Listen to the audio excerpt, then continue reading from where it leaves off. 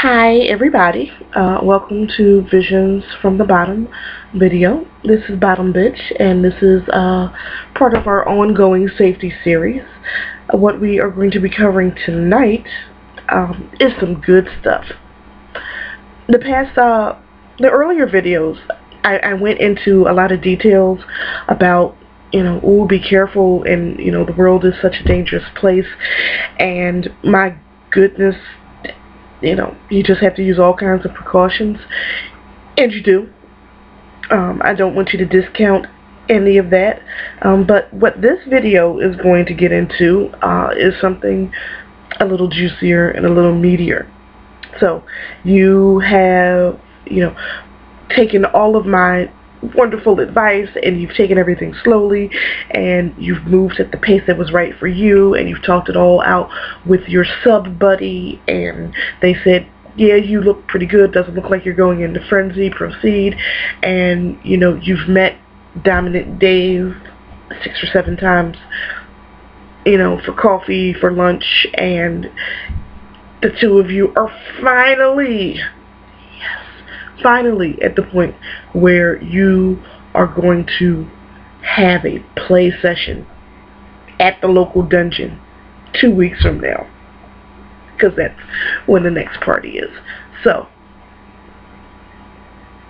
what do you need to know before you play? The first thing you need to know is how to negotiate, and we're going to cover that in a separate video. I don't know if I'll get to record it tonight. If not, I know I'll have it up by the end of the week. But before we get into the specifics of negotiating and how to do it, and some suggestions on how to do it, and some websites, etc., that I can direct you to, what I want to talk about are some things that you might want to include in any possible negotiation. And part of what you would like to include are safety precautions. BDSM, especially the S&M part of BDSM, is not necessarily an activity that is totally safe.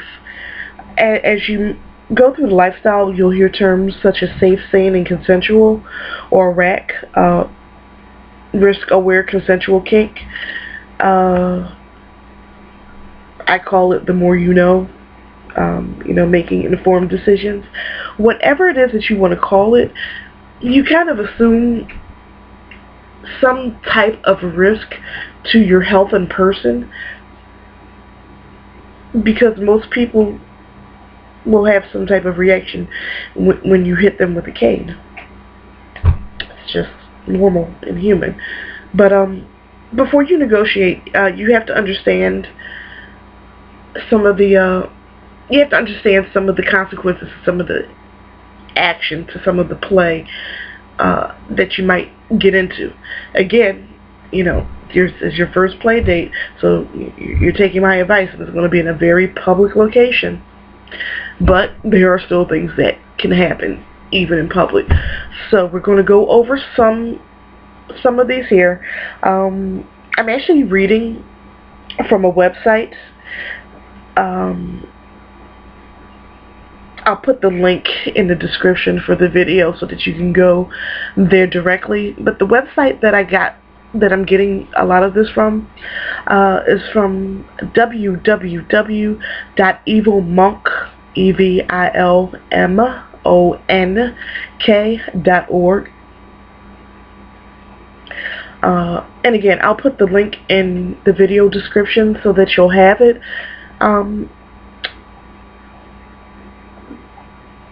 But it's a pretty cool list. It goes over some specific injuries and prevention and treatment of those injuries if they happen to happen in a scene, or etc. and so forth. So, just give me 1 second here so I can get to the top of it. Okay, so we're going to go over specific injuries, prevention, and treatment. When you're negotiating, it's great to say, I want you to flog me, until I pee on myself and I'm whimpering and crying and saying, please stop, Daddy. That's wonderful. What people don't often think about first are any possible medical conditions that you or your top might have that could have an impact on the scene. For example, if you are a woman with a pacemaker, you should probably not engage with the violet wand or the TENS unit, especially around the chest area. You don't want electrical impulses near your pacemaker. Just a thought.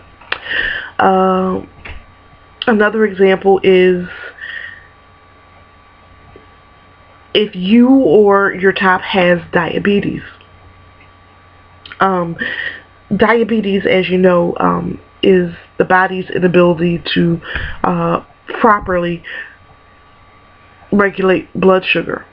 This is something that both the top and the bottom have to be aware of. Even if you don't have diabetes, just these types of monitoring, because if you're the top and your blood sugar drops, you can get disoriented, you can get dizzy, you may lose complete motor function. You know, if you're doing a scene where you have a knife to your bottom's throat, sugar dropping is probably not going to turn out very well in that situation. So you need to ask these kind of questions. Do you have diabetes? Do you have any heart conditions? Do you have a pacemaker? Do you have a wooden leg? You also want to know if they have any type of infectious diseases, even if the scene is not going to involve any sex or sex-like activity. The transmission of HIV can happen in blood. So even if you were not engaging in unprotected sex, if you were playing with needles, you might have some type of exposure. So you need to ask, you don't need the total medical history. You don't know if they got their, their tetanus booster at age 11 and, how many times they've had the chicken pox or if they got their tonsils out. But you do need to know certain important things, big things about their current health situation so that you can negotiate what happens if. What happens if you have me handcuffed to the headboard and your sugar drops and you pass out? How do I get out of the handcuffs to get you help? Or do we just wait until room service comes or the maid comes the next day? These are things that you want to put into a negotiation. But again, we're going to go into specific injuries. Poor circulation is an injury that can happen. Poor circulation comes from tying somebody up too tightly with rope, with a strap, with handcuffs, etc. One of the things that as a top you can check for is to look at the fingertips or the toes of your bottom.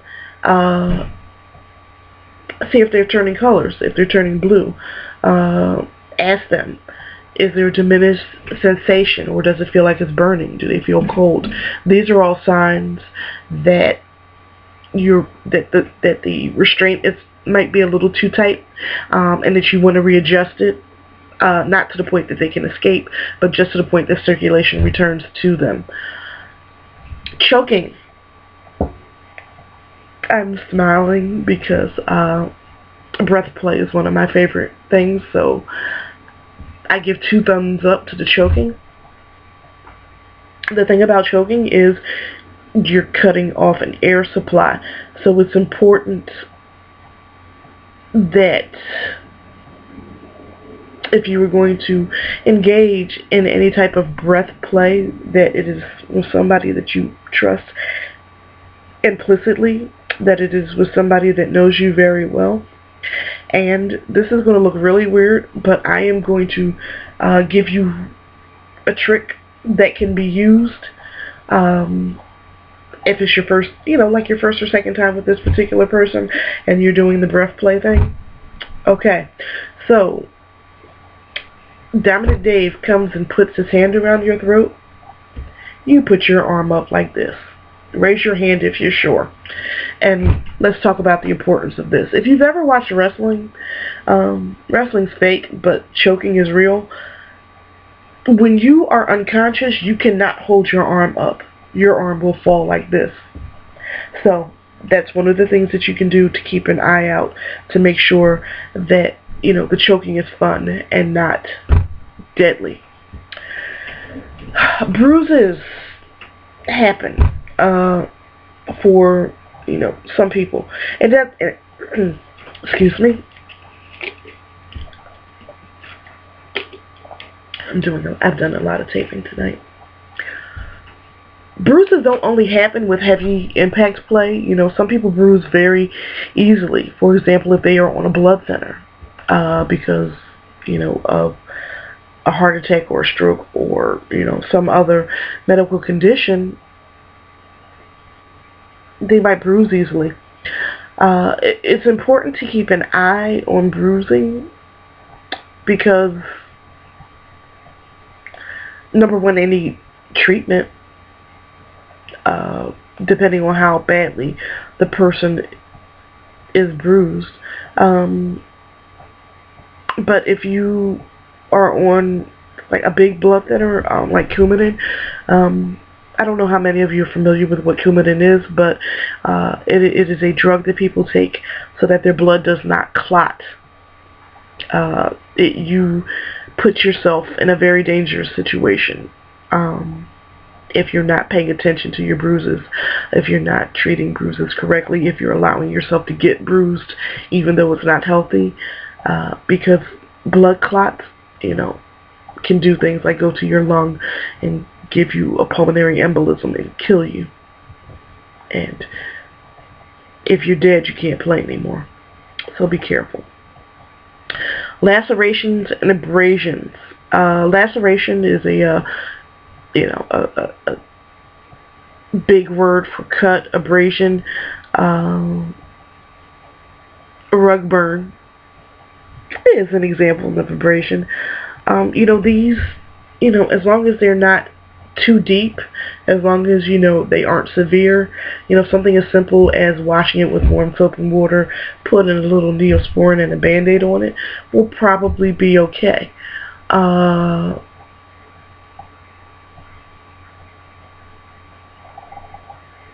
deeper laceration might require a little more attention. God forbid it might require stitches. Again, this is something that you'll have to talk to your top about, whether this is something that you want to engage in at all. Burns. People get burned a lot in this lifestyle. And I don't just mean people that play with fire cup sets or, or do fire play. The violet wand on the right setting held in a position for long enough can burn you. Candle wax can burn you.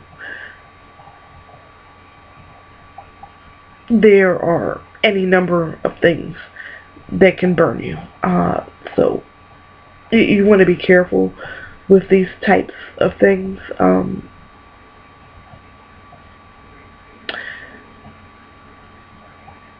You can get a 3rd-degree burn from candle wax. 3rd-degree burn is the type that kind of burns all the way through and completely destroys the skin, and you end up having to get skin grafts.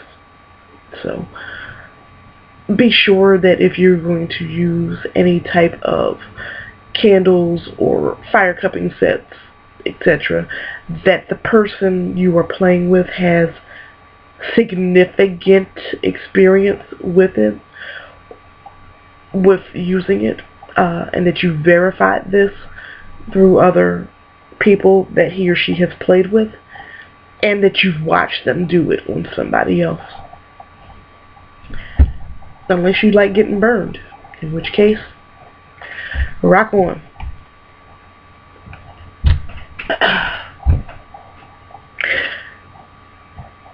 The website, again, that I'm getting this from, www.evilmonk.com, gives